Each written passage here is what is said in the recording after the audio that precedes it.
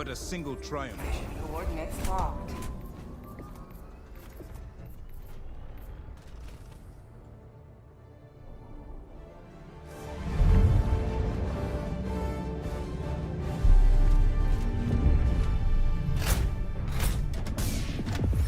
Orbit synchronized.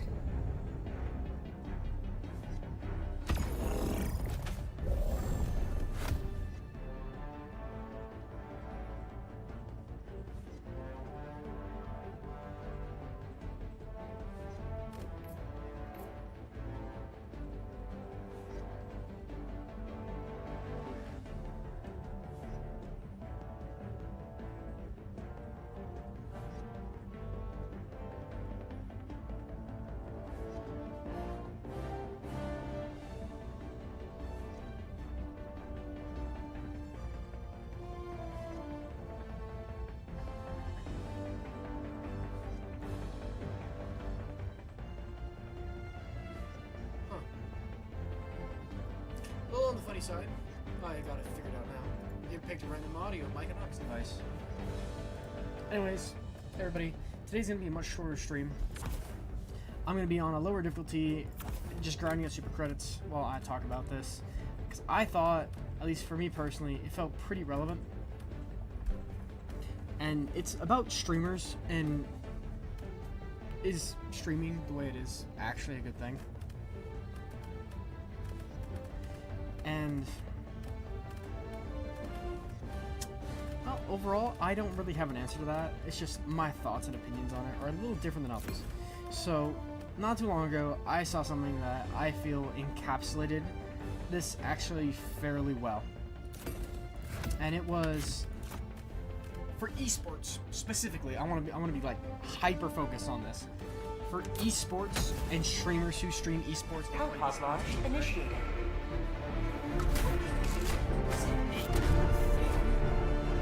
The environment is streaming, why they stream. So, like a big. Anyways, I've always heard like this as a conversation. Streamers themselves, they've ruined gaming, and it's said just like that, flat out, super general, super broad. Now, to me, I don't think streamers ruin gaming.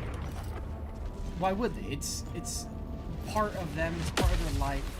Why would they ruin something that it's supposed to be like well loved?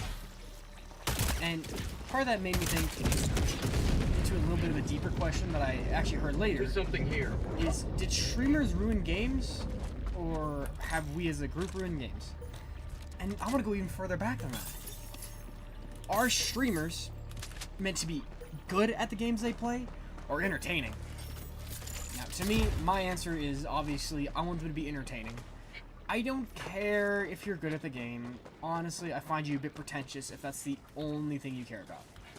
Because being good at a game, that's amazing. It's a wonderful skill. Found something? In its own way, slightly separated from the rest of the world.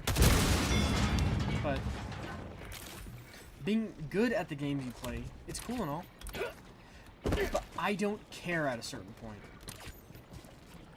So a lot of what I see is people who are like streaming all these games that they play, and their goal is to be really good at them or be one of the world's best. You know, be competitive.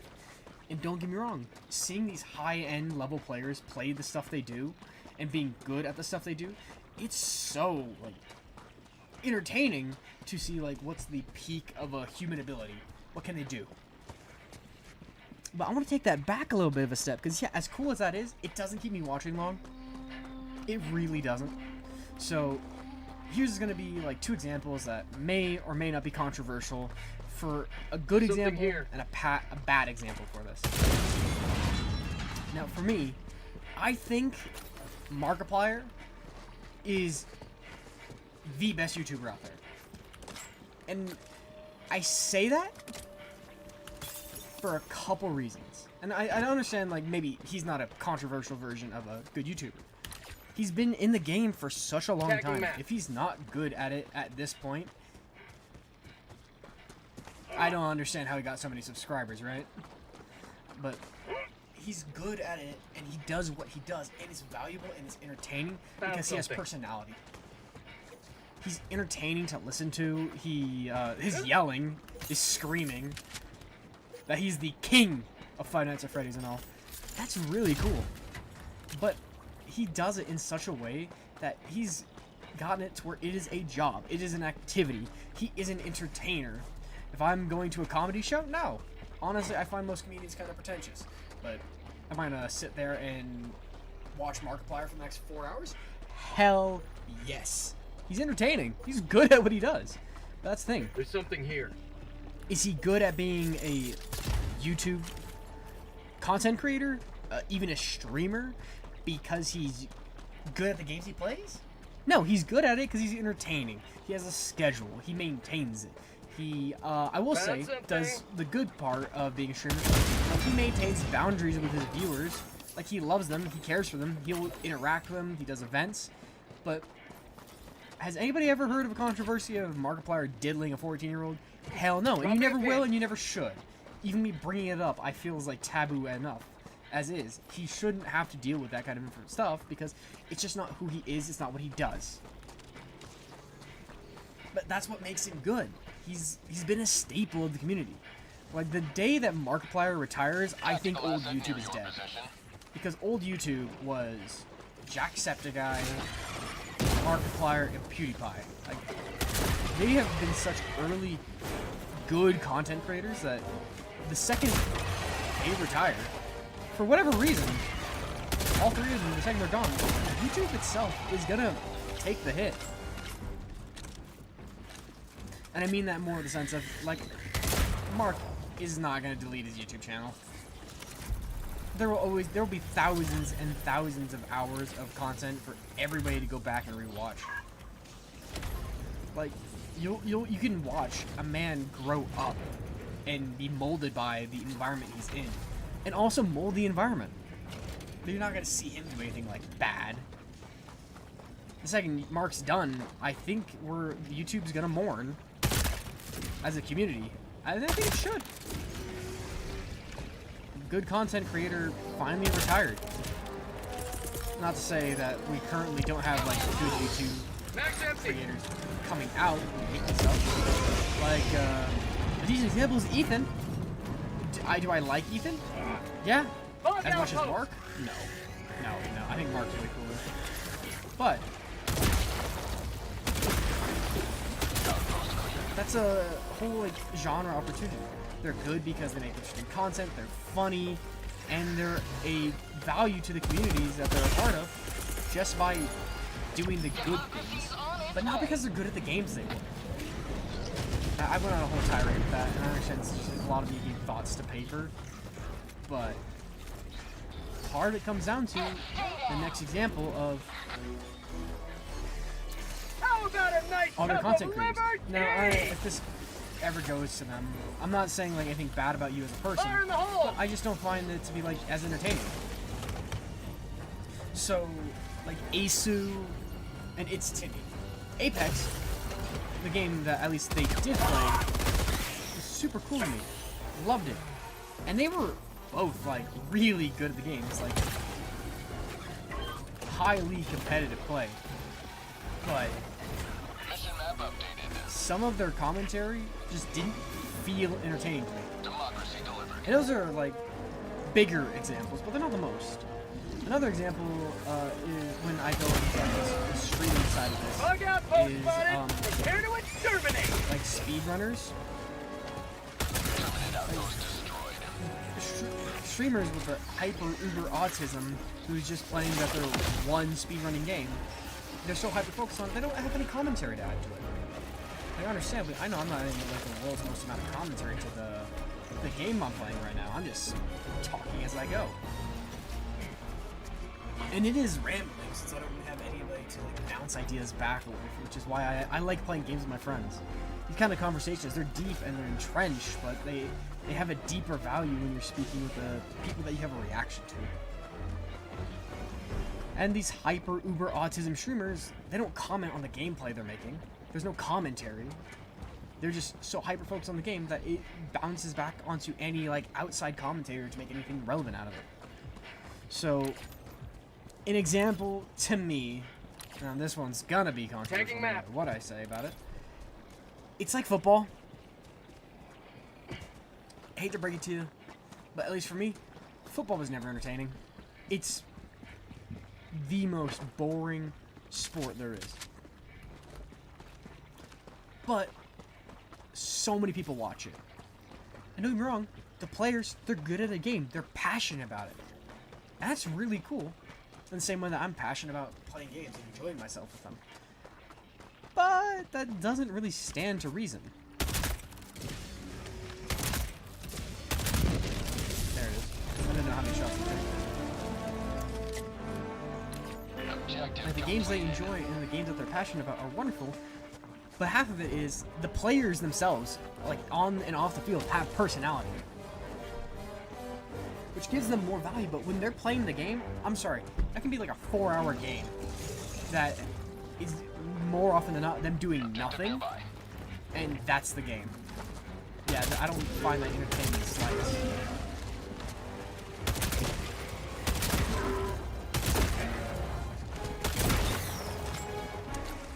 It's just the concept of it, like, it's not entertaining anymore. Like, they're just players moving around. And now, this is where I would give it value. Like, if you were somebody who's, like, played, say, football prior in your life, it's going to be a lot more important to you.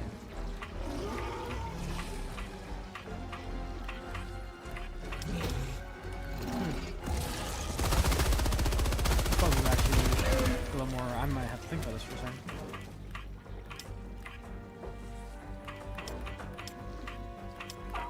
There it is. Okay. Like, the games that they played, it's a lot more important to the people who to the people who previously played football. They're gonna find it like way more entertaining. My dad played football for most of his high school career, and he was good at it. And I can understand why he'd enjoy watching it, because it's nostalgic, it's an experience that he shares, and then the game has meaning. But if you don't understand football or have like experience with it, its entertainment kind of drops. It's just people running across the field, in the same way that it's only entertaining because you understand the concept of it. If you lack that core concept of it, you're never gonna get it. And this is why, like, I would tie that to gaming and streaming. If you do not have the basic core concept or understanding of the game you're playing, and there's no like value commentary behind it, it's not really as cool or as impressive. Again, I'm going to harken back to the example I was using earlier. With Markiplier, he plays game after game after game. The game he plays isn't really relevant. People are there not for the game as much, they're there for Mark. Now, don't get me wrong, games like Five Nights at Freddy's skyrocketed his career because he was entertaining. He already had the personality, like with Amnesia. Amnesia really was probably one of the first things he did that was great, but Five Nights at Freddy's, his channel saw a boom then. The game itself was neat. Five Nights at Freddy's, I guarantee, wouldn't have gotten as far if people like Mark, PewDiePie. Actually, I don't even know PewDiePie played. If Mark or Jacksepticeye never played it. Like, the game itself, it's cool in concept. Scott Cawthon, I think, made a wonderful piece of media that sadly has brain-rotted the minds of the youth, but still. Like, that stuff is so amazing and entertaining, but it's the commentators behind it that made the game interesting. And when I'm using other examples like football or like autism streamers who they're super good at the one game they play, they're not going to have as much audience retention or entertainment. And I understand that. I do want to see the peak players be good at the games they play, because that's entertaining, but it doesn't hold you. And this is where I would say for like esports, as cool as like high level ranking esports players are, they don't really offer anything outside of their ability. And ability is, again, I'd say maybe 20-25% of it. If you're a boring person, I feel like that should cover for more. So when I said earlier, maybe in my own mind, that there's a 50-50 split between being good at the game you play and being entertaining. It's more being like 20% to even 15% being good at the game you play. And then having just something interesting to say. Being cool, being funny. Like the over-the-top reactions that you see that every YouTuber content creator have, like with the hands on head, mouth open, like the soy jack, looking back, or it has like some kind of quote like, she said, what? And that's personality, and it sways an audience. Now, I would say for like debate and politics and being able to politicize your content, you need to have like a better balance between being personable and the speech you're trying to say. Gas strike incoming. Like I don't want, say, my president to be super personal in the same way I want him to be politically there, well-minded. Because if he doesn't know what he's doing, he's just following off his gut, it's harder to follow him. T-minus 30 seconds. I understand, like, this is a whole rambling thing, but, Freedom forever! the whole point of this is I want T-minus to talk 20 about it and maybe seconds. get a conversation started, concept. I understand it's probably been had everywhere, and I'm going to try reaching out through other mediums, but ETA T-minus 10 seconds. content creators, esports players, I feel like as cool as they can be in the mediums they play, they, at their core, need to be entertaining people. A lot of what we say is pretty, like, integral to our experience. But if you're a boring person, who's gonna listen to you? Max empty! Now, this is gonna be the end of the stream. Because, like I said, it was just a short. I wanted to like have a conversational thing. But yeah, Extraction complete. anybody who watches this, if you make it this far, I want you to think about the basic. Is it about being good at what you do, or is it about being entertained? Is it about having a deeper connection with people you talk to? Because I have deep conversations with friends, and I'm not saying that's the only extent of what I do, but that extent is really what makes people different in how they communicate. Again, streamers are great. Markiplier peak. Autism streamers, as entertaining as they can be, if you don't communicate with the people you're trying to send a message to. Yeah, I'm gonna send somebody a message. It sounds like I'm getting violent now. It's so different when you have a conversation with each person. Anyways, that was like my... I don't even know how long it ran. That was my 20-minute rant on entertainment streamers. Anybody who watches this, I want you to think about this. Streamers, their core goal is to be entertaining, right? But I want them to be entertaining more than I want them to be good.